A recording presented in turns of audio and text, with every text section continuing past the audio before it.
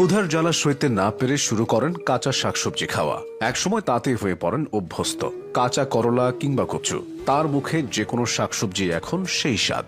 অথচ মানুষ মনে করেন অন্যান্য টিকটকারদের মতো ভাইরাল হতে তিনি এসব করে বেড়ান। বলছিলাম গ্রামের এক সাধারণ কৃষক মনিরুল ইসলামের কথা।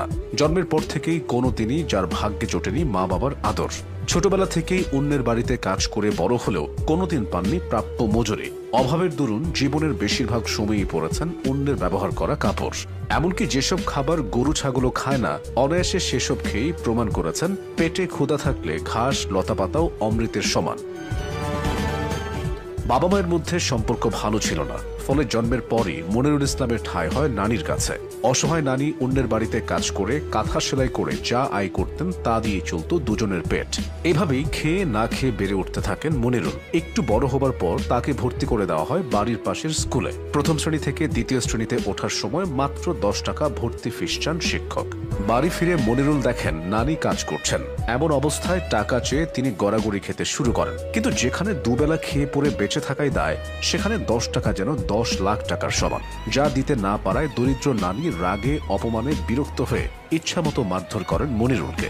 শেষ হয় তার পড়াশোনার স্বপ্ন। এমন সময় এগিয়ে আসেন পাশের বাড়ির এক সরকারি চাকরিজীবী। জানান মনিরুল এখন থেকে তার গেরস্থ বাড়িতে থেকে পড়াশোনা করবেন। কিন্তু মানুষ যা বলে আর যা করে তার মধ্যে থাকে বিস্তর ফারাক। পড়াশোনা করানোর কথা বলে নিয়ে গেলেও মনিরুলকে দেওয়া হয় গরু চড়ানোর দায়িত্ব। প্রতিদিন 20 থেকে 30টা গরুর দেখভাল করতে হয় ছোট্ট মনিরুলকে। বিনিময়ে প্রতি বছরে জোটে 2টি হাফ প্যান্ট, 2টি গেঞ্জি, 1 জোড়া স্যান্ডেল আর 1টি গামছা। পাশাপাশি পান 2 বেলা খাবারের নিশ্চয়তা।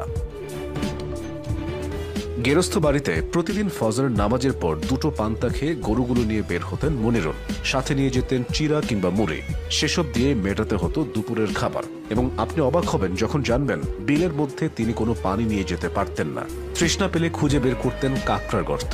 সেসব গর্ত খুঁড়েই পান করতেন পানি। কিন্তু সামান্য চিরা মুড়ি আর গর্ত খুঁড়ে বের করা পানিতে ক্ষুধা মিটত না। পেটের যন্ত্রণায় তখন কাঁচা শাকসবজি খাওয়া শুরু করেন মনিরুল। একসময় তাতেই অভ্যস্ত হয়ে পড়েন। কাঁচা করলা, বুনো ফল কিংবা কাঁচা কচু যা খান তাই তার কাছে সেই স্বাদ লাগতে থাকে। এভাবেই কেটে যায় 5 থেকে 6 বছর।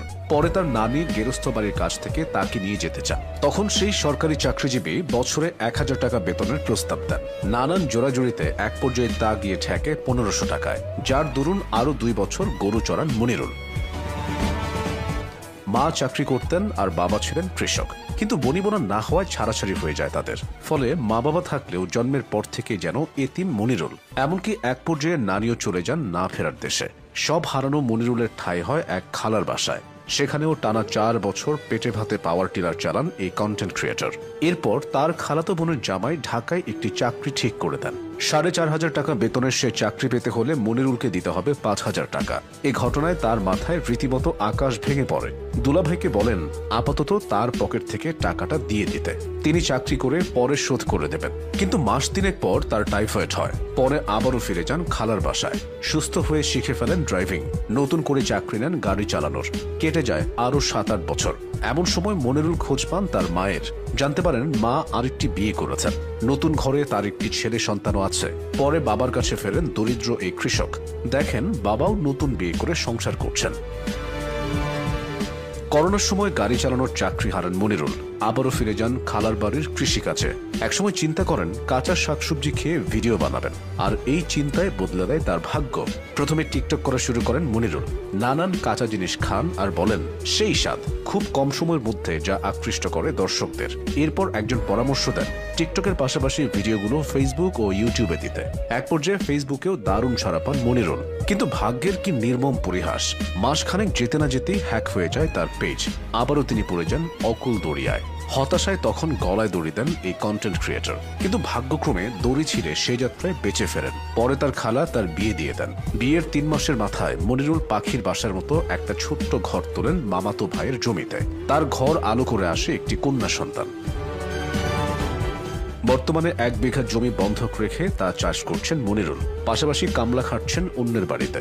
তবে তিনি এখনো কাঁচা শাকসবজি খাওয়া বন্ধ করেননি। তার মুখে কাঁচা কচু খেচু সত্যি নাকি সেই স্বাদ। ফলে নিয়মিত চেষ্টা করছেন নানান জিনিস খেয়ে ভিডিও বানানোর। আর অবসর সময়ে মেতে থাকছেন কন্যাকে নিয়ে। নিজে পড়াশোনা করতে না পারলেও একমাত্র মেয়েকে পড়াশোনা করাতে চান মনিরুল। সেই সাথে চান